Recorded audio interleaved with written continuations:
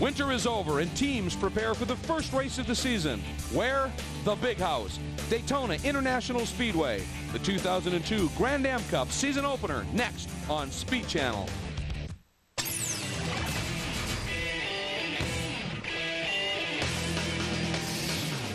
Certainly in terms of participant entries, street stock racing is among the most popular of all motorsports, and their marquee event might well be the opening round of Speed Weeks here in Daytona in support of the Rolex 24 Hours. Hi everybody and welcome to Daytona International Speedway for Speed Channel's coverage of the opening round of the Grand Am Cup Street Stock Series. I'm Greg Kramer, joined in the booth by David Hobbs. Down in the pits, Calvin Fish and Guy Hobbs will be covering all the action. The cars are already underway. We want to get you to the starting lineup, but I want to remind you that one of the great things about sports car style racing often is multi-class action. We have 4 different classes racing race within a race today. We'll be keeping an eye on for you. But let's get you now to the starting lineup. GS1 is the fastest class. Not a big surprise that a GS1 car has the overall pole. It's the Doncaster Racing Porsche GT3 Cup machine of Maxwell and Empringham. Scott Maxwell will be starting. Outside of that front row, the Powell Motorsports Corvette of defending series champions Devin Powell and Doug Goad. Row 2, all G&W Motorsports Porsches, and they absolutely swept in great effort. 5th qualifier, the Team Doncaster Racing Porsche GT3 Cup car of Wilkins and Lacey. Take a look at the rest of the GS1 starting lineup. In the GS2 division, it was a Speed Source Porsche 911 of Tremblay and Sturm finds himself on the pole. Take a look, second place, the Shriner Racing Mustang and the Comprep BMW round out the top 3 in GS2. ST1, the next class we're going to look at. The pole there, another Speed Source entry. This, the Porsche Boxster of Haskin and Winokur. Then the Power Racing Team Acura and the King Motorsports Acura. And then in ST2, the Fenton Motorsports Acura of Fenton and Beatty has that class pole, faced by the Baglia Racing Mazda Protege and the WTF Engineering Oldsmobile Achievement. Now, one thing to keep in mind is just because this is street stock racing does in no way mean there's not some serious talent behind the wheel. For more on that, let's check in with Calvin. When you think about the pole sitter for today's race, he's a sports car standout. He's won at Le Mans class. That's Scott Maxwell, and he's going to be turning it over to fellow Canadian David Empringham. Now, Emp himself, 2 Atlantic Championships, an Indy Lights Championship. You've been on somewhat of a hiatus, David, from behind the wheel. Great to see you back, but tell us about this Porsche. When do you need to stop for fuel, and most importantly, will you need tires today? Our strategy is our fuel window is around 50 minutes to an hour and 10, and it takes us about 50 seconds to fuel, so we definitely can change tires in that time. So it's going to be exciting. Well, here you say the story from the Porsche camp, but there's some American muscle in the field today. For more on that, let's go down to Guy Hobbs. Certainly some muscle with that Corvette starting on the outside of the front row for the Powell Motorsports. These guys are also the defending champions. Doug Goad, you'll be getting in that car second. What's the strategy for today? Well, the strategy right now for the number 11 Sunoco Corvette is for Devin to get out there, run as quickly as he can without burning the car up. Got a lot of new competition out there. It's making it a lot more competitive. And after that, about an hour and 50 minutes in race, do a quick pit stop and jump in and see what we got left to give to him at the end of the race. All right, it is hot out here today. The track is greasy. Watch out for their sister car starting in 8th with Stu Hayner getting in after the pit stops. Well, Stu Hayner, certainly one of the more capable drivers you're going to find. The lead pace car is down in the pits. We're waiting to see if the actual pace vehicle itself is going to make the move down in the pit lane, and it's edging that way, and we are looking forward to the green flag to kick the season off here for the Grand Am Cup Street Stock Series. Watch the field coming up, and to tell you that Doncaster Racing Team, Maxwell bringing them up very, very slow, which you think would play more into the horsepower of the big V8 vet. There's the green. Watch it down into the first turn here. Very, very, goes from this huge wide part of the track, David Hobbs, down into a very narrow turn. Well, the 11 car did look like it got aced out there going into turn 1. It's a tight funneling down here, very tight left-hand corner with a little bit of a chicane at the end. As you can see, 62 cars rolling into that first turn for the first race of Speed Weeks 2002. What an exciting start to the season, too, down here at Daytona. Oh, as Guy said, it is a hot day today. We had a little contact there. That was the number, I believe, that. Oh, yes. The number 11 car looks like it might have got a bit of fender problem there on the right rear. That's exactly from the contact. Not a good start for the season. Gave it a pretty good thump, and obviously now that's got to be great concern because that is folded right up onto the tire, and that's where the smoke's coming from. But the concern is that going to cut the tire down? Boy, it could easily cut the tire down. Not the yes, start he had they want to get. A good slam in the back there, but that's from the 01 car. That's one of the G&W entries. Now this car, of course, as a guy talked about, is the team that found themselves with the championship last year. Devin Powell, young driver, but has proven himself to be very, very adept at this type of racing. And you heard Doug Goad allude to the strategy. Devin goes out, runs as quick as he can, but keeps the car underneath him. Well, he's going to have a job to keep the car underneath him this afternoon. He's going to have to come in and get that fender pulled off that tire. It's too risky here at Daytona with the high banks here. You know, we've got Winston Cup turns 2 and 3, and there's no way he can go through there with that tire, the outside tire. He's going to have to come and get that fixed, though. That was Darren Law, I think, in the 01 car that tagged him going into the East Horseshoe. A lot of shuffling going through the chicane there. Yeah, that was Darren indeed. Now the number 7 has gone by and picked that spot up. Greg Wilkins getting around Law while Powell has slipped back just a little bit. And you alluded to it here. The banking here on the NASCAR part of the track, 31 degrees. The load's pretty intense. And if a tire pops while you're up there, it's going to be big, no matter what. And that's the tire that's going to pop, the outside right. Or the right rear tire is the one that's going to have the most stress on it. And to have the sidewall degraded by that fender is not good at all. Whoa, look at the move. Well, let's see if he can make it stick. He got a little crossed up under braking, but the 0-1, that's Darren Law, and he was able to make that pass work, and he has now moved the number 76 entry of Scott Maxwell back into second, but that was a dicey pass. He was definitely dancing on the edge. Well, it was a very good pass. I mean, as you say, the car was really dancing on the edge, but Darren Law, we've seen a lot of him the last couple of years in this type of racing, and he's incredibly skillful behind the wheels of this type of street stock car. Darren really broke into the game running in that the short-lived North American Touring Car Championship, but was recognized for his ability there, started to get some drives in street stock, and of course last year in the overall Rolex Grand Am Championship, he won the GT division. So in this type of car, so he's certainly a driver with unquestioned credentials. But Scott Maxwell, former winner at Le Mans, the LMP 675 class, you can get a car on track. I'm going to say you've got a couple of real stars at the head of this field at the moment, and they're pulling away too. I mean, they're having a terrific dice amongst themselves, setting a very, very, very fast early pace. As I say, the track is hot today, much hotter than you usually get at this time of year. I know it's Florida, but it's still February even down here. So we've got an ambient temperature of around about 85 degrees, so the track temperature is going to be high. They're definitely starting to draw away. Now, is this the type of conditions you just alluded to that might favor the Porsche? Well, it's hard to tell it because the 11 car, the Doug Goad car there, got that nasty smack to the rear fender early on, which obviously put him right off his stride and not doing that tire much good. But look how Darren Law is pulling away from Scott Maxwell. Very quick through the chicane. Matter of fact, at the end of that lap, Powell has stopped at the pits. They've changed that tire and apparently pulled the bodywork off that car, but that now puts them deep in the hole here. And as you pointed out, there's some awfully stellar talent in this field right now that they're going to have to weed their way through. Well, that's not what they wanted at all. And as you said, there are 4 classes in here. The times in the classes are very close, but from the back to the front of the field, there's quite a wide time difference. We can see that Ford Focus there going very slowly down the infield. And of course, now Devin Powell's got to weave his way through that slower traffic, which is not going to be easy for him. Meanwhile, these guys, of course, have got a completely open road until they start catching up with the slower class at the back of the field and have to start weaving their way through there. But up till that time, they've got a real good run. So right now, Scott Maxwell continues his pursuit of Darren Law, 1-2 in the Grand Sport 1 division here at Daytona. We'll be right back. Welcome back to Daytona International Speedway for Grand Am Cup Street Stock Series action here on the Speed Channel. Darren Law continues to lead. Scott Maxwell giving chase, and there are times, David, looks like Maxwell quicker on the infield, but Darren Law a little bit quicker up on the high banks here. It's been an interesting mix. Darren Law, when he comes up onto the high banks at Daytona Speedway turns 1, definitely seems to pull away a little bit as he goes through that banking. Then as they go into the chicane, he seems to brake just a little bit later, and as you can see going through the tri-oval here, there's quite a gap between them. And as they break down into turn 1, obviously braking from here from about 190 miles an hour into that turn 1. The car's looking very stable as they go in there. Tightens up, very tight left-hander here. And from here on, Scott Maxwell in the 76 car seems to pick up just a little bit, but he can't quite get close enough to get around him again. Well, one thing I've been noticing is that Darren Law's car looks to be a little bit looser than Maxwell's. You watch him on the infield, he's sliding a little bit more. Maxwell's just seems to be a little bit more on rails. A little bit of setup difference that might be playing into Law's hands on the banking, but working against him on the infield. Yeah, but of course, There is so much high-speed stuff here at Daytona at this 2.5-mile track, you know, that you really do need that high speed on the back straight and around the banking.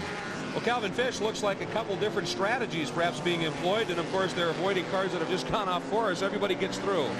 Well, Scott Maxwell just radioed into his team, Greg, to say that the handling is pretty good, but he said Darren could definitely get through the bus stop chicane a lot better than me, but when I get up on the banks and get that drop, he said I have to lift off to prevent from hitting him. But this is the first time that Doncaster racing team have run these Porsches. They ran a Mustang for the past couple of years, and they're really learning as they go. They've only had 2 test sessions with the car. We're quite surprised that they actually took the pole here in qualifying. Boy, now there's the thing. If I'd been Scott Maxwell, I think I would have stayed tighter in the draft there, coming through that high bank turn too, because he could have really, if it hung in the draft. Here he goes down the inside of the chicane. I don't think he's close enough. Problem is, when we get to this section of track, he seems to need to grab the brakes a little bit sooner than Law does, and then from here out, Law's very quick, although Maxwell's staying right on his tail at this point. Boy, I tell you what, if I'd have been Maxwell, I think I'd have tucked in a little bit more going through NASCAR 2 there. See how much ground right there from the... Darren Law is really quick through that coming chicane. out of the chicane. Very quick. Really got it hooked up. Now they got and that may be the fact that that setup, if he's running a little softer, he gets more bite up onto the banking, and Maxwell might be skating through there a little bit too much. Well, of course, they've had a pretty easy run. They've passed some of the ST2 cars, but now they're starting to run into, they're going to start running into some real heavy traffic soon. And this is going to be exciting to watch these guys weave through there, because obviously timing is vital when it comes up on the traffic. There's the 8 car. One of the ST2 Hyundai Tiburons having a quick off. Stephen trying to get Goriaran. Yep, the Hyundai Auto Canada machine getting through, and apparently getting through fairly unscathed. Now he's going to have some pretty intense company coming up behind, and now some of that traffic you were talking about, David, starts to play. So far, though, they've been able to get just single cars or a couple of cars. In just a little while, though, they're going to start catching some big packs and intra-class battles, which we'll fill you in on when we come back. Welcome back to Daytona. We have a new leader. Scott Maxwell has gone around and picked up the lead from Darren Law. Law squeezed in traffic big time. That's that pack that we were talking about. They were inevitably going to catch, and Law definitely got held up, but right there, Maxwell gets held up. Well, Law is able to sneak underneath one of the Acuras. Might be an opportunity for Law to make up some ground, but let's take you back real quick and show you the pass for the lead that Maxwell executed to put him on point.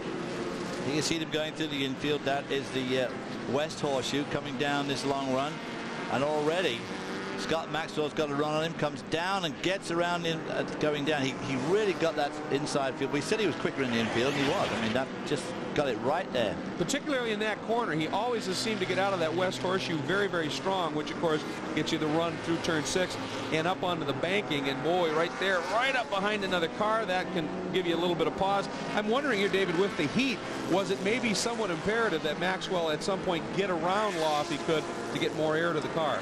Well, I don't think that would have been a big problem, Greg, but the fact is, you know, when these guys are as close as they are, obviously in time-wise, you've absolutely got to make the most of it while you possibly can, because you might never have an opportunity again. Now, we mentioned that there are multi-classes that are being run today. We've been watching the overall battle in Grand Sports 1. Grand Sports 2 for very similar cars, just not quite as quick. There's your class leader there. It's the pole sitter. That's Sylvain Tremblay driving the Speed Source Porsche 911. And Sylvain, tell you one thing about this guy, he is very, very quick. But Calvin Fish, I understand he's not going to get a lot of rest today. Not today or for the whole weekend. He's the defending champion in Grand Sport 2, and he's got the lead right now. He's at the point, but when he finishes his stint in that car, he's then going to jump into another Speed Source car in the GS1 category. So he's going to do double duty here today, and to top that off, he's in the 24-hour tomorrow, starting the Rolex, so he's going to be a busy boy this weekend. Well, he's certainly capable, as we've said. He has been extremely successful in this type of racing for a long time. Now, he's already opened up a little bit of a lead as we go back to battle for the overall lead. Darren Law, once again, not much of a lead there that Scott Maxwell's built up. I mean, but again, traffic from now on is going to play a major part. 62 cars onto this track here. They're going to come across these packs of guys who are racing. They're not going to be watching their mirrors. For these guys coming up, they're watching each other. They're racing against. So these faster drivers are going to be really careful the way they pick their way through.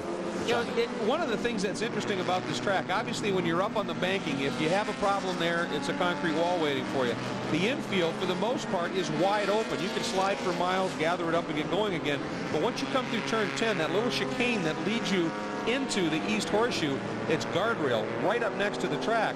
And I mean, there are spots here that you just have very little room for any type of error. Absolutely, there's, as you say, on the banking here, there's no room for error at all. Here's the 11 car that got struck. There you see the flapping fender. He's making up a bit of ground, but he's still a minute behind, so he's got a long way to go. Up to 12th overall, though, so he's having a pretty solid comeback run. One of the cars he just passed, that red Mustang, that is the car of John Schreiner, excuse me, and he is the driver who's second right now in the GT or the GS2 category, keep in mind. And he won here last year. He also has a win in the old Motorola Cup at Phoenix, and he was 9th in the final points. So John Schreiner very quick, and you can see the margin tremble has opened up.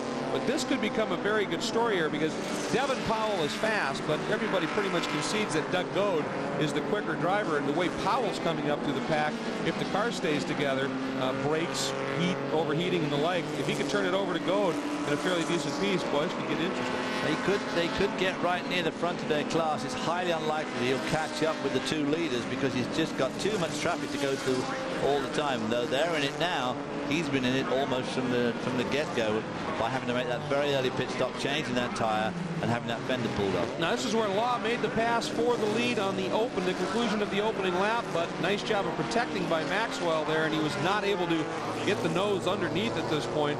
So he's going to have to try that one more time. In the ST1 division, by the way, it's the Haskell-Winokur entry that is currently leading in that class. But this is the battle that's sort of holding our attention right now.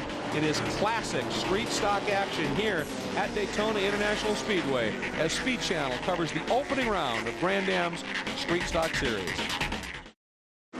Welcome back to Daytona International Speedway. Grand Am Cup Street Stock Series action continues. There's your leaders, Scott Maxwell and David Hobbs. It's now a fairly comfortable lead. Boy, I don't know what happened there. It's just one of those traffic situations, I think. 1 minute they were absolutely tied together like they were from the drop of the flag, and suddenly Scott Maxwell pulled out what for this at the moment is a very comfortable lead of a couple of seconds.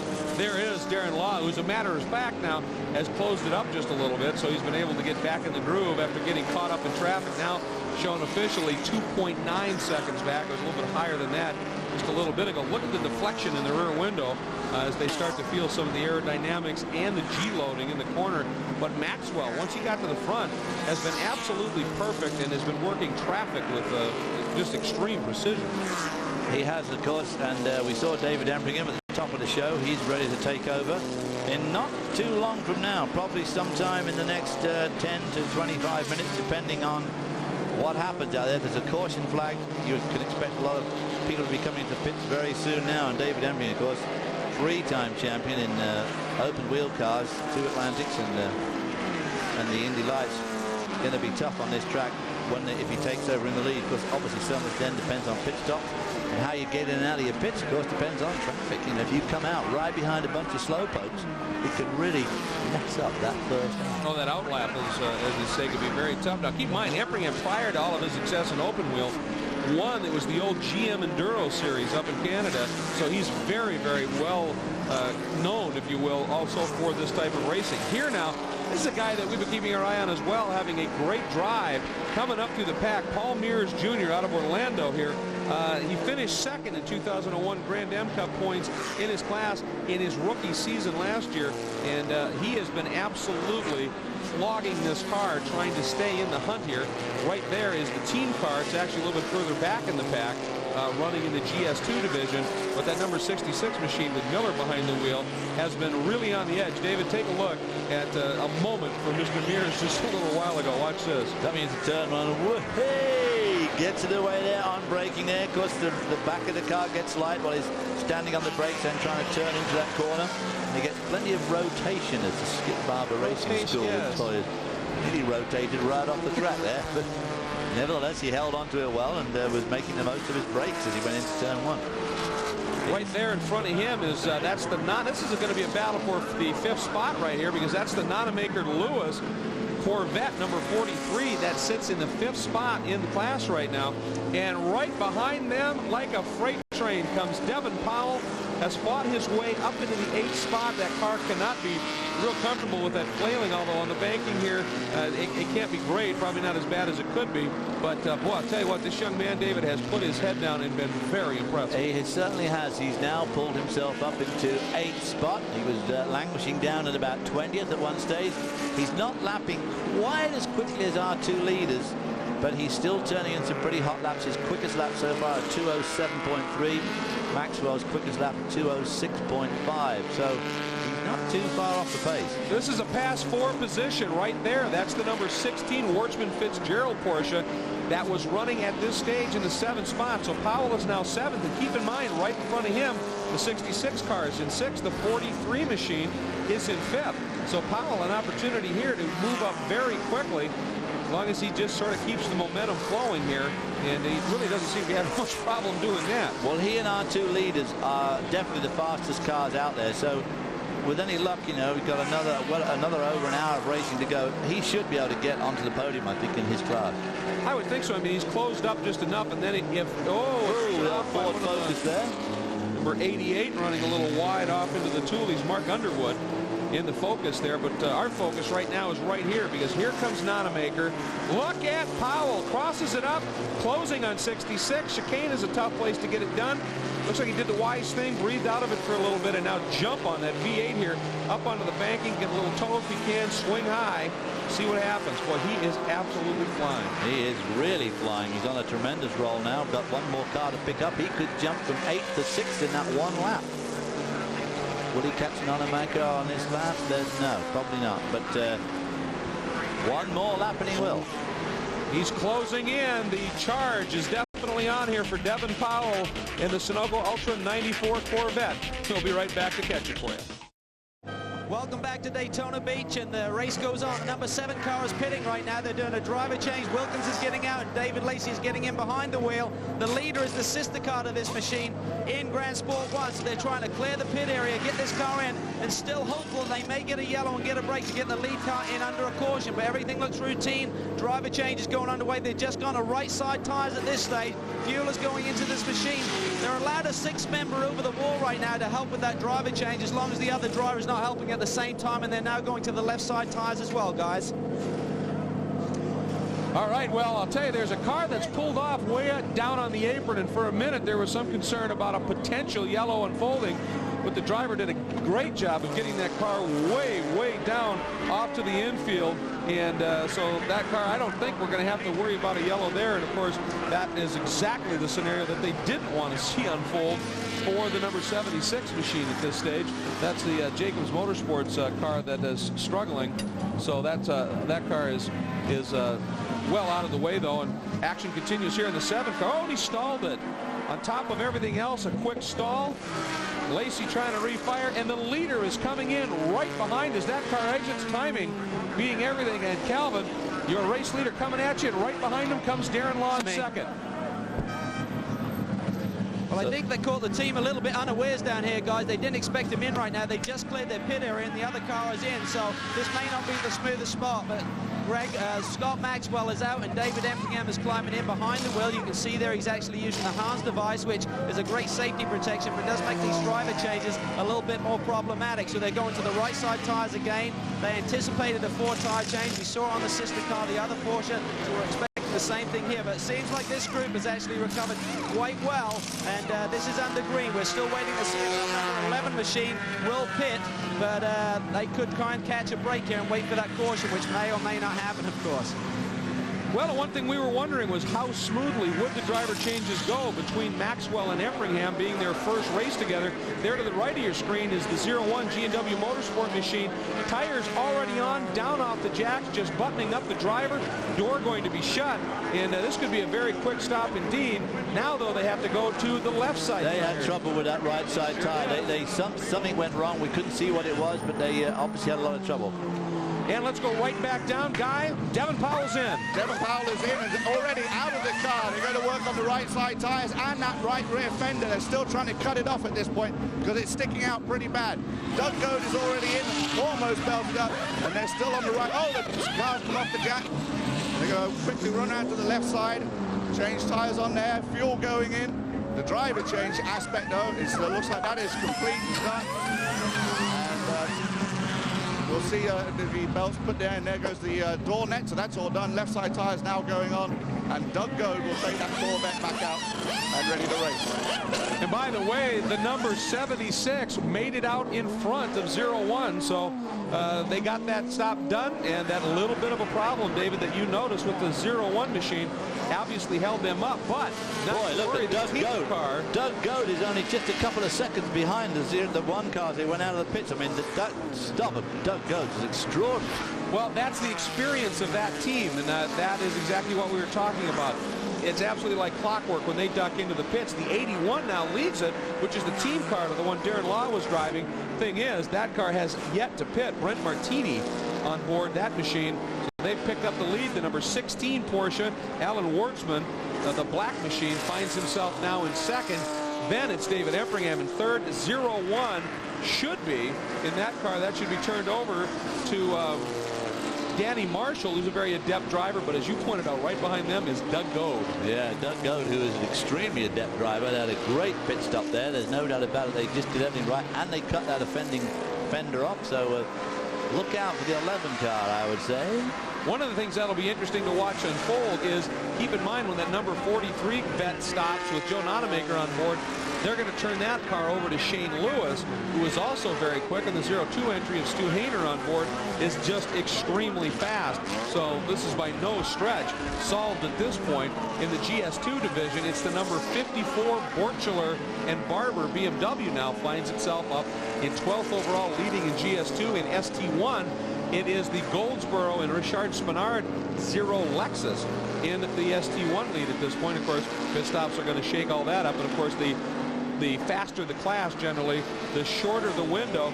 Now 01 came out, had that problem apparently, Calvin. Understand you're with Darren Law. Well, Darren, it was a great scrap you were having there with Scott Maxwell in the early going, and the strategy here is that their team changed all 4 tires. You went to rears only. How's the balance of the car? Actually, the front end's all right. The tires can make it on tread no matter what, but it's the rear that's lost all its traction. And I think, like you saw in the beginning, Maxwell and I were nose to tail. I lost a bit on him. I burned him up in the beginning, but I caught him up in the end. I think he used him up in the end. I think it's more rear than anything. Gold had a great pit stop. That 11 machine had problems early, and they came out really pretty much on the tail of you. Heads-up battle, Porsche versus Corvette. Who's your money on, mate? Well, I sure hope it's on us, man. I want to win this thing. Well, I don't like to tell you this, Darren, but the Corvette has just overtaken the 01 car right in front of the air on the pit straight. So now he's going to wind in the 76 car. Up front, the G&W Motorsports Porsche leads overall. Martini driving right now, again in the GS division. Now the number 26 machine leads in GS2, Saxon Snipes.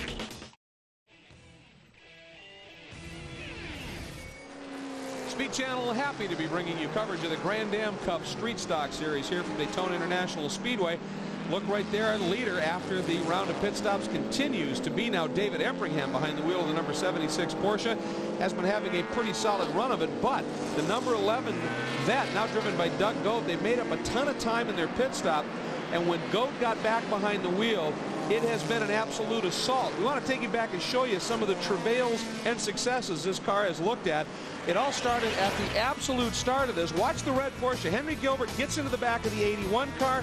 That's Martini. He gets into the back of Powell, damages the right rear. Look at the right rear, but look at what happened to Joe Nonamaker right in front of Powell. He had to avoid that. Then traffic, sometimes they just don't see you. Almost lost the nose. Now the pit stop, they just ripped that offending body part out. Right here, sometimes you don't have time to be courteous. You just got to get through it and get the job done. And that is exactly what Doug Goad has done. Closed it up to about 15 seconds, 14 seconds adrift, but now he's slid back a little bit. He was looking really good there. He was definitely making up time, and he, as you say, he got down to about 15 seconds behind Empringham, and then it's gradually opened up again, and now he's 20 seconds behind, so he's just lost the edge somewhere. I suspect somehow he might have run the tires off it. Tires off it. I think he got held up in a little traffic too that didn't help, but you're right, he just hasn't been able to respond, while Empringham has been able to throw in a lap a second or two quicker on occasion, and Goad just hasn't been able to match him. You wonder too about brakes. They changed all 4 tires, but it's a heavy car. There are a couple of spots here where you're on the brakes pretty good, and they didn't change brakes, and maybe that's starting to play in just a little bit. But I think he's lost his edge somewhere, and tires and brakes would be the most logical places to be looking there, because he was going quicker than David Empingham and has definitely tailed off, and he's going a little bit slower, and I mean a little bit. I mean, that last lap, David Empingham did a 2 minutes 7.07 seconds. He did a 2 minutes 07.7, so he's just a little bit slower. Watching him continue to work. Yeah, exactly. I mean, at this stage, when the margin is that big and it just sort of sits there and stabilizes, and you can get a little frustrated because right when you get a good lap going, this happens. You find yourself in traffic. But of course, don't forget, going into the pit stop, he was 1 minute and 10 seconds behind. So they did do an incredible job, as you so rightly forecast. They had a great pit stop. Well, and here's a good battle that's starting to shape up. That's actually for the lead. 54 right there. That's now Terry Borchler. That's in the GS2 category. Borchler in the BMW M3. He got the car from Ford's Barber at the pit stop, and he just flat chased down the car. Now right behind him, that number 53 Mustang. Nick Longy was behind the wheel of that car. Longy, a lot of experience in both open wheel and GT division racing, but Terry Borchler kind of establishing a reputation the last couple of years as being all world in just about anything, and he now finds himself atop the order in the GS2 division, 10th overall, while up front it continues to be David Empingham leading. The battles behind continue to be very strong indeed. We'll be right back. Welcome back to Speed Channel's coverage of the opening round of the Grand Am Street Stock Series here in Daytona. That is your overall, and Grand Sports 1 is the category leader. That now David Empingham behind the wheel of that car that's pretty much been in the thick of things up front since the very get-go. Was the pole qualifier, a little problem during a pit stop, but after running behind the 01 G&W Motorsports Porsche for a little bit, was able to fight their way back, survived that little problem in the pit stop, and really have since started to open up a pretty substantial margin. Absolutely, up to over 20 seconds again now, so definitely David Empingham's car running a little bit better than the 11 car of Doug Gove. Reports are that car is near the last 10 minutes of the stint, using up its tires just a little bit, so that big margin might come in very handy. Here is now your leader again in the Grand Sports 2 division. I'll tell you, Nick Longy not going quietly, and he has now slipped back to second again behind Borchler. We watched Borchler take the lead, but Longy fought back, got in front, and these two have been seesawing after it for a little bit. He currently is in second, and you can see Borchler right at the bottom of your screen using traffic finally, and his better braking ability to open up a bit of a margin. The BMW being a little bit quicker in the infield, and he unfortunately Longy got boxed in badly just a couple of laps ago. Finally caught him in the right spot. That was what allowed him to really draw away just a little bit. So Terry Borchler doing what Terry Borchler does very well, and that is get to the front in his class, whatever it may be, and drive exceptionally well. This car, by the way, is the one that Terry, along with his teammate Andy Pilgrim 3 years ago, won in the Motorola Cup in this class. It was sold, and then the team bought it back and installed Terry behind the wheel, this time sharing with a driver who's a boat racer. A reunion of old friends. Yes. Let's go back now to the Sport Touring 1 division. Here's your leader in that class, the black BMW Z3, the coupe right there, currently being driven by Steve Pepper. Jim Hamlin started it. Steve Pepper, who of course is a front runner in a variety of street stock and similar types of racing categories, finds himself in the lead in this one, and right now it's a relatively comfortable lead. The margin about 20 seconds. Same thing we're seeing in the overall battle. So right now Steve Pepper feeling right at home behind the wheel of a BMW at speed and working through the 31-degree banking of the Daytona track, down about to 18 degrees once they get onto the front stretch. And of course that back stretch, some 3,400 feet long, not including the chicane. And finally, our last class, also a very hotly contested class, is ST2, Sport Touring 2. And leading in that one right now is number 27. Bill Fenton started it off, has now turned it over to Bob Beatty in the Acura Integra from Bill Fenton Motorsports. Bob Beatty, a tremendous amount of experience in the small horsepower street stock racing. Started his career off driving a Suzuki, little Suzuki machine, the GTI, and was very successful. But here's your story up front, right there, number 76, David Empingham. The car that he's just going by actually has been going like gangbusters. Sylvain Tremblay, if you remember him from earlier, he has now put himself back on the same lap, 9th overall, but Tremblay, it has been a great drive to watch him fight his way back to the front. But for David Empingham, he's got a nice lead. Time is winding down. We'll be right back. Welcome back to Daytona International Raceway. Just a few laps left, and that doesn't mean they're not going to be fraught, as you just saw here in the Speed Channel's coverage of the opening round of the Grand Am Cup Street Stock Series. That is your leader, and he is obviously still a little concerned about making time in traffic. David Empringham doing a nice job, but we are starting to see now the lap times come off just a little bit for this car. They've got a pretty substantial lead, David, about, 30 seconds, give or take, depending upon traffic. And there have been reports that the tires have been going off the last 10 minutes or so in these stints, and they've got the margin in hand right now. That's very handy for them to be able to ease off if they need to. You saw the car fishtailing just a little bit there, which would be a sign that the rear tires are going off. However, that last lap was a 2 minute 7.3 seconds, so he's still humming along. We saw him carving his way through traffic there, not easing up much, especially as he has got, as you say, a 30-second lead, which with just 2 or 3 laps to go is ample. If I was him, I'd be easing off a lot more, especially in traffic. You don't want to go falling over anybody at this late stage. That's your leader right there in the Grand Sport 2 division. That is Terry Borchler. And boy, I'll tell you what, coming back again, if that's the number 53 machine of Longy, this is easily the best battle we have. That is not. That is the number 28. But it looked very close. Boy, it looked just like him, didn't it? Yeah. But he's obviously got a good head of steam going. But Borchler, behind the wheel of that blue BMW, looks very strong. You were talking about tires. As we now look at our leader in the ST1, the Sport Touring 1 division, that's Steve Peffer in the BMW Z3 Coupe right there, holding on. Tires, this is the same tire manufacturer that they ran last year, but they've actually this year gone to a slightly harder compound. And it seems to be, according to the folks that we've been hearing from, including Calvin and Guy, who've been talking to some of the teams, that it favors the smaller, less powerful cars a little bit better than it has been the big horsepower machines. So it's been a hot day today. I mean, much hotter than it usually is at this time of the year. Track temperatures are up there around about the 100 degrees, which for February is pretty good. In my hometown of Milwaukee, I think 100-degree track temperature right now would be just ducky. But not so good for the tires. No, a little tough on tires. And it's interesting, too, because they've been talking about the high horsepower cars. Both the Porsches and the Vets getting a little problem with the rears as we here look at our Sport Touring 2 class leader. And that is Bob Beatty doing a nice job. The number 27 Acura Integra. Bob, I tell you what, he is one of the very best with these small bore, if you will, street stock cars. Extremely good. And look at that. Also knows when to make the move, get out of the way, and let a faster car through. What I was going to say was the Vets have been using up the rears because of horsepower, the great power, the extra weight, the launch off of the corners and the like. The Porsches have been eating them up a little bit because that's where the engine is, and all of that loading they're feeling on the banking and the like. I'll tell you what, now this is getting interesting because that I was wondering that number 26 is actually, I believe, the team car to the 53.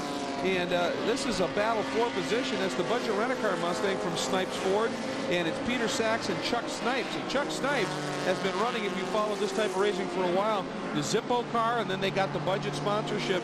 He's been doing this a long time, and they have absolutely hammered their way just in the last few laps into contention, gone around the number 53 car that's dropped off a bit. But there's the margin, the blue BMW at the bottom of your screen, that white Mustang just passing the lap car. This is the best battle on the track right now, bar none. Terry Borchler right here needs a good run through the infield. There he is. He's got a bit of a block there as he goes through turn one. That's just what he doesn't want. That's his strong point. Going into the infield on the brakes. Now we've got the white flag. Just one lap to go. There's your overall leader right there. Empringham picks it up. 1 to go. And what a great story for this car.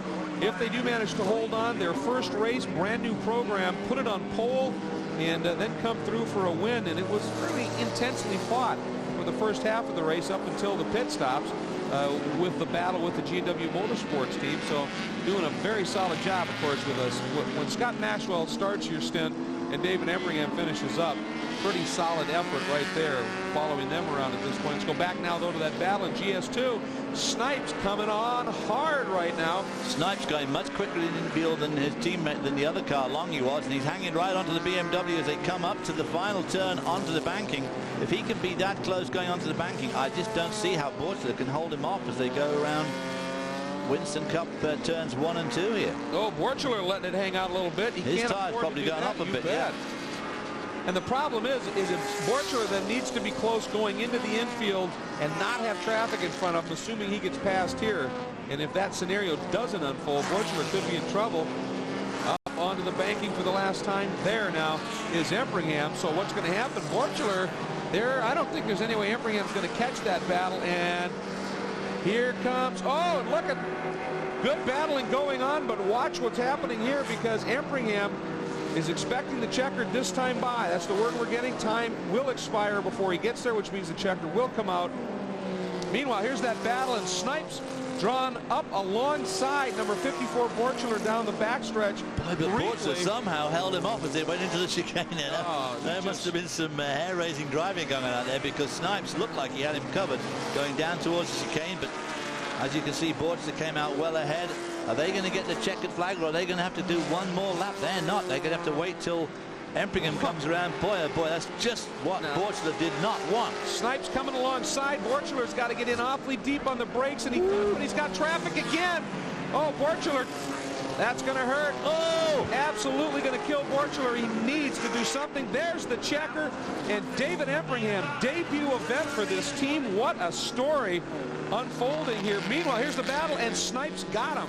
Snipes has gone around. Borchler going to try and come back. And look at Snipes is now going to go into wide defensive mode here. Going to try and go around the outside there, but he can't. I don't think he's got the oomph to get down to the kink first. Or has he? He's right alongside. That Ford Focus just completely out-fumbled them all as they went through turn one. Problem is, Snipes has the inside for the kink here. Now, if Terry was able to sucker him in a little bit too fast, no, Snipes too smart for that. And now protects big time into the West Horseshoe. Terry can't get down, or does he? A little wide there, but Snipes seems to have it covered here. Oh, Snipes got a little bit loose, and here comes one of the poor. That's that 70 car of Tremblay. So Borchler hangs on, but Tremblay, he might be. Oh, and Borchler goes wide. A little bit too much speed into that turn. Borchler gets underneath. Borchler's car's got a lot of traction problems there. I think his rear tires are pretty well shot. And I just don't think he's going to have the oomph here to catch up with Snipes before they get to the chicane. In fact, all of his momentum was absolutely killed coming up onto the banking, David, when he ran a little bit wide there. I mean, he may have had an opportunity with that number 70 GS1 Porsche to get a toe off him, but right now Snipes finds himself way out front. That's about as big a margin as we've seen for a little bit here. Borchler closes it up on a break, but it's not enough. I think Borchler really needs a mistake right here from Chuck Snipes. He needs a big mistake right here from Chuck Snipes. Boy, for Terry Borchler, but for that Ford Focus, who knows? I mean, it was just, but that's part of the game in multi-class racing and traffic. Got to work it sometimes to absolute perfection. Snipe timed it beautifully up onto the banking. Here we go. Chuck Snipes and Borchler.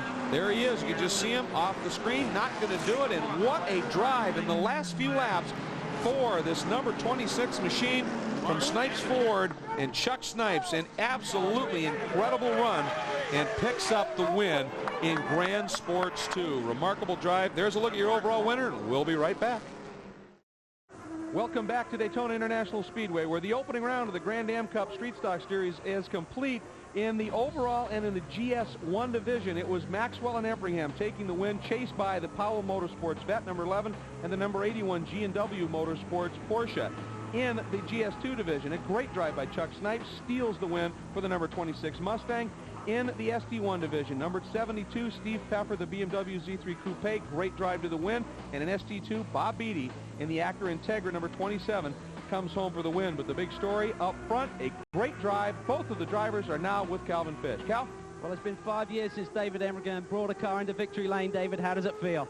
It feels really good. I got to thank Doncaster Racing, Tella, CIVC. I haven't had this feeling in a long time, and it's great doing it with Scott. And it was an exciting day. These guys are the best of friends, and Scott, you and that Multimatic engineering crew really went to work. You came here and tested, and you were the slowest car in the field, really, with this Porsche. What happened in the course of a month? Well, the guys went at it really hard at Doncaster and Multimatic, and we worked with the dynamic suspension, tried to make the car a lot better, and obviously we're on the right track. Well, great job here today. Let's go over to Guy Hobbs, who has the GS2 winner. Peter Sachs and Chuck Snipes, and Chuck, an unbelievable race of Terry Borchler, particularly on the last lap there. Yeah. Actually, I didn't know I thought we were fighting for second there, but I knew it was Terry in the BMW, and I could tell he was a little bit looser than we were.